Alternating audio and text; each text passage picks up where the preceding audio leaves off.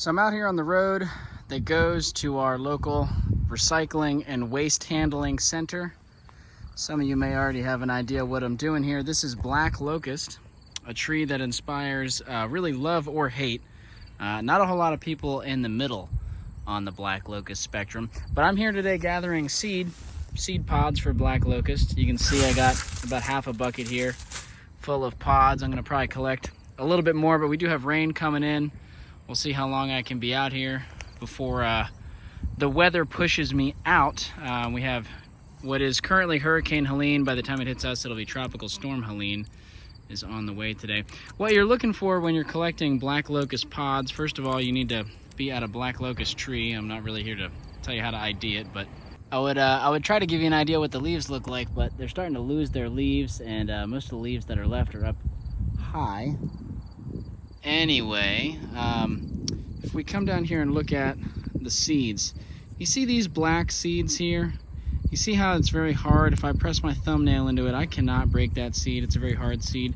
Compare that to this shriveled up looking bendable seed, right? So we're looking for dark colored, fully formed, hard seeds inside of the pods. There are times where I'll come across locust trees that have a lot of the pods, but either the pods are either empty, they've already lost their seeds sometimes, so you want to check, crack a few pods open, or the seeds all in, sometimes they're all duds. Okay, so you do want to start inspecting the pods before you start spending your effort trying to collect a whole bucket like this. As you can see, this is really the perfect time. The pods are relatively dry on the tree, even though it's been raining. This is a dry seed. They dry down on the tree in the pod when the seed is ready. They don't need to be wet. You actually want them dry. You can see most of these pods are open, so very soon they're going to start dropping their seed. If I wait too much longer, the window of opportunity will close. This is end of September here in southwestern Virginia. The seed probably would have been ready a few weeks ago. I just happened to be here today. I actually only saw this patch of trees about a week and a half ago. I discovered it on the way to the dump, or the transfer station, if you will. This is a different station, different look. I don't normally I go to a place closer to home. This is a little further away, but I happen to be out this way. Drive down this little road here. Behind me you can see, and I was like, dang, look at all these locust trees. Anyway, I'm gonna take this bucket of seeds home, bucket of pods, and I'll show you guys how I thresh them, how I get the actual seeds out of the pods in a somewhat efficient way. And then, maybe we can talk about why I'm doing this, why I'm gathering seed from these trees, why I want to grow these trees, why some people don't like these trees. We can get into a little bit of that. There are a lot of reasons to like black locust. Number one, the timber is extremely valuable for the fact that it is very rot resistant. I would say it's at least as rot resistant as pressure treated, if not more rot resistant. It's possibly one of the most rot resistant woods that can grow in this part of the world. It's also a very fast growing tree, so you can get that wood in a relatively short amount of time, at least in tree terms. I would guess that all the trees we're looking at here are less than 10 years old, just a guess for reference. They will sucker and seed out pretty aggressively, so you can see a young black locust here. It could be a sucker, it could be a seedling. They have these little thorns on them, which can be a nuisance to some. But because they're fast growing, they're really good for providing shade for humans or for livestock, because they can start providing that shade at a relatively young age. The leaves are a very highly desired browse for all sorts of livestock, so they're really good for chop and drop. And additionally, the flowers, which appear in the spring, are edible to people, and they're pretty tasty. They taste kind of like peas.